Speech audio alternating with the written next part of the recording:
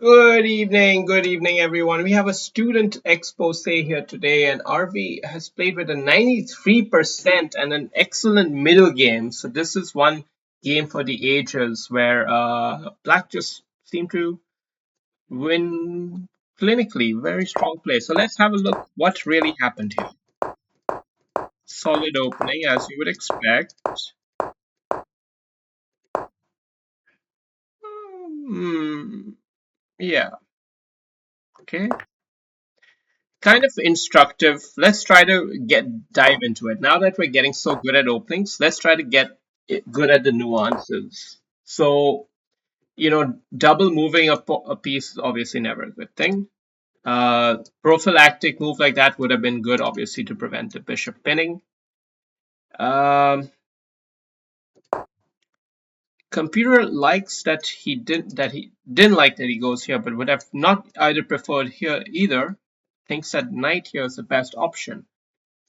And that's kind of interesting because, well, it's unclear to me.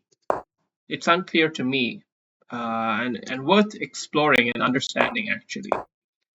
So let's just see for analysis sake. I'm gonna put this thing down here. Let's first see for analysis sake what happens with bishop g5 here. It's also pretty good, but it's not the best.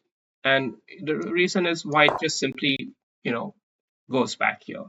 So yeah, black has a nice position, but there's nothing else in it. And in fact, the best next move here is just bishop all the way back here.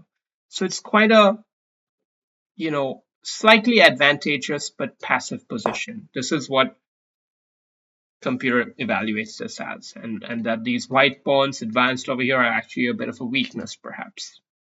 A5 coming at some point. So that's one way to look at the position. The other way is right here. And again, bishop back is the best response. But on this occasion, you can potentially capture right away, or you can play a move like c6 to just build up that center, prevent these knight hops, and get ready for a5 to play up next. And at some point down the line, you can consider taking here. But what if white takes? What if white takes? Well, then that's even better for you. Because this is apparently just so strong that uh, okay, and the spin being here is also a big factor in it. So in fact, black would computer would think that you should capture here and disrupt the pawn structure rather than hold on to that bishop on the diagonal, which will anyway be met at some point with queen here and bishop there, perhaps. So somewhat instructive to dive into these nuances, even for me. Right? Next, we get into this setup here. It's relatively well played.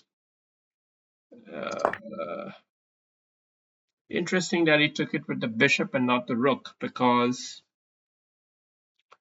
rook seems more intuitive in some ways to me, but I guess bishop carries the extra threat of doubling. Mm, yeah, because if you take it with the rook, sure, you're attacking the pawn, but this knight is rock solid. He ain't going anywhere. So in a way, the rook is hitting granite. So there's some reasoning to the whole thing here.